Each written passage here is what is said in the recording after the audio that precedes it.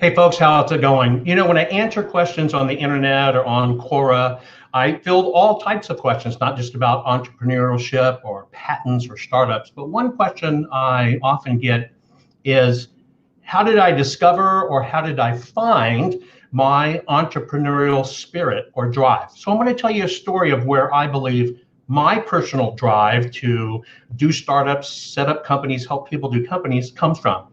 Now, I come from an old Southern family. As you may know, my own grandfather was born in the year 1895. My father was the youngest of a group of kids, and I'm the youngest of his. And so that's why there's such a gap between my own grandfather. Well, this is a story about my great grandfather.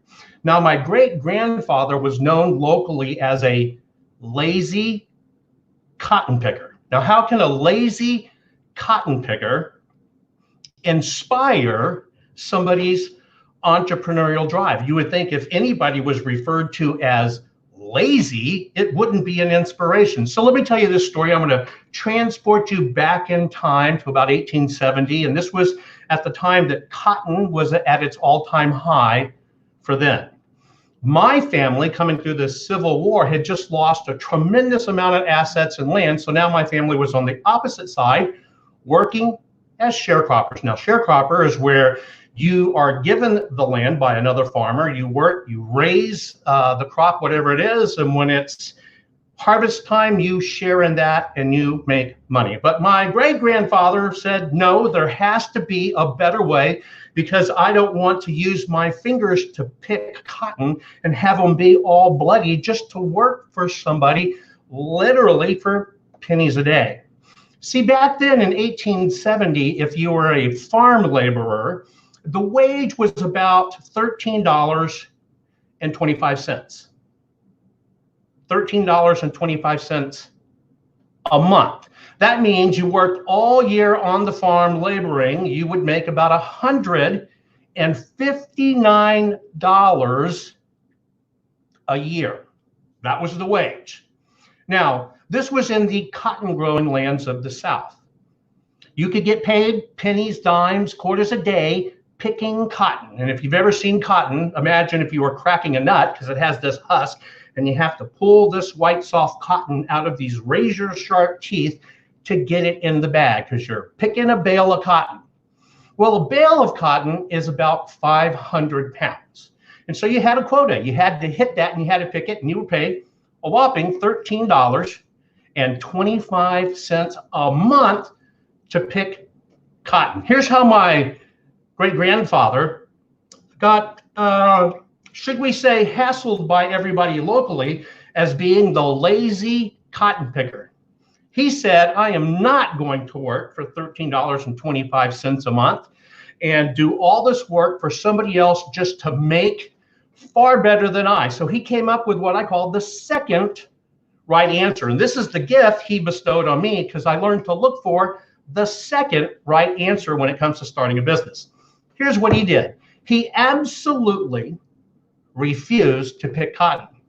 But what he did is, after all of the workers in the fields had picked cotton, and the wagons and the mules had come up loading cotton onto the wagons, taking them down to the gin, to be processed and to get on the trains and be built up, he took his one mule and wagon and his own cotton sack. And what he did is he walked his mule ahead of him, and he walked the side of the roads to the cotton market. Now, when he walked along the side of the roads to the cotton market, he would notice piles of cotton that would blow off the wagons, the miles and miles and miles going to where the cotton was to be processed. Big, flurry clumps, some of them the size of your house pet. You've seen it if you've driven in the South during cotton season. You see cotton scattered all over the road, all over the fields after the cotton pickers are done.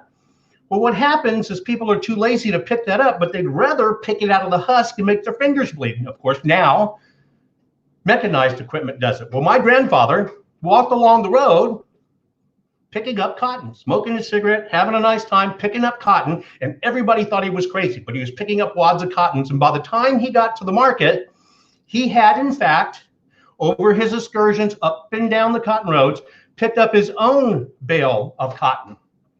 So the few days it took him to do that, never making his fingers bleed, and all he had to do was walk casually down the road, while everybody else worked for $13.25 a month, my grandfather would show up at the cotton market with his very own bale of cotton, and he would turn that bale of cotton in and get approximately $600. So in looking for the second right answer, where everybody else was working for what equated to $159 a year, he found a way to look for the second right answer to make money, and he ended up making 3.75 years of wages in just a couple of days. And so hearing these stories all my life, I would tell you that's probably where I knew there was another way to make money, a second right answer to look at any business and any idea and try to figure it out and find what's the second right answer, how can you do this better, how can you do it more efficient, and how can you do it more profitably. And that's my story of where my entrepreneurial drive and spirit comes from.